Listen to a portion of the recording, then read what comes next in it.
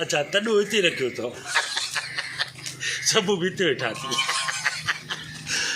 अस्सलाम वालेकुम वालेकुम सलाम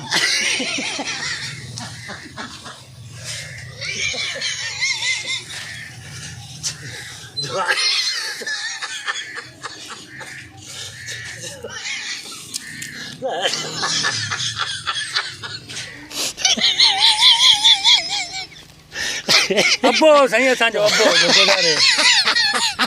ख़बर आहे मूंखे अच्छा अरे बाबे खे छा थियो बाबे के कारो काम हुयो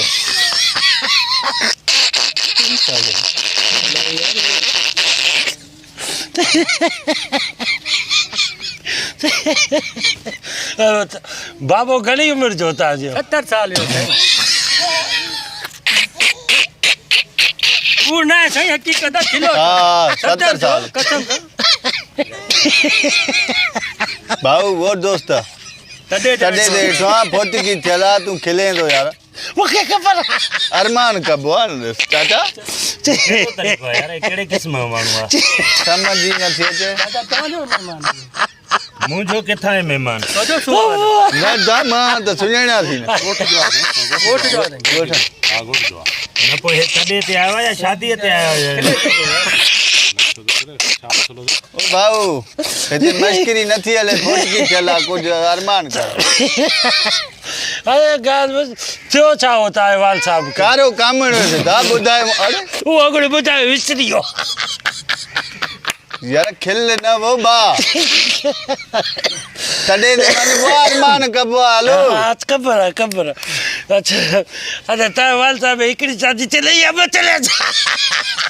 हिकिड़ी थियल असां ॿई सॻा भाइर भाउ हे असांजो चाचो आहे वॾो आहे भाउ हुयो तोखे जेको आहे इहा खिल ठहे नथी मुंहिंजे भाउ जे तॾे ते अरे करे छा तो माण्हू अमश्करो आहे छा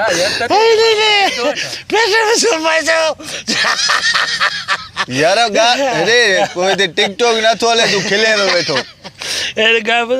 पोइ टिजो बिजो कयोसीं न पहिरियों ॾींहुं आहे अॼु पहिरियों ॾींहुं आहे पहिरें ॾींहं ते एॾी ख़ुशी ओ तो छायो हिते खिले छा काढो अरे भाई ने कढो ॿाहिरि कढो कढो कीअं हिते तॾहिं त असां दुआ घुरण आया आहियूं कढो छो था कढो कीअं हिते तॾहिं त अची महिमान खिले खे थो कढनि था।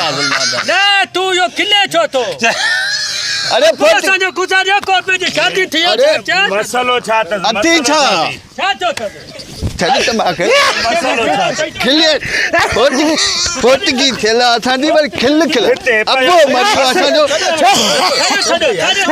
छो छॾियो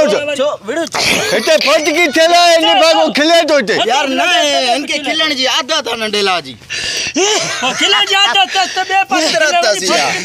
घर में हाणे छॾियोसि न हेॾे काॾे कॾहिं मालिक खे जो जंजीर अहिड़ा माण्हू उजरत न अचनि अची खिलनि था इन भाॻा हलो बाबा हलो हलो आदत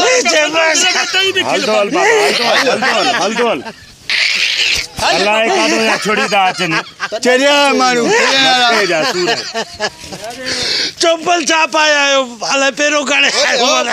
बता ॿिए कंहिंजो पाए वञे ख़्याल कजांइ अलाह जले ते नसीब कजे आमीन तूं ॾिड़ तव्हांजे ॾुक में मां बराबरि शरीक आहे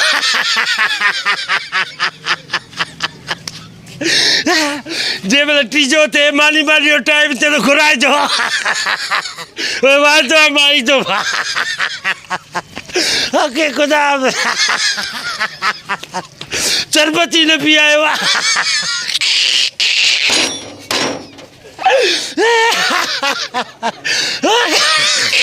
तॾहिं ते वेठा थी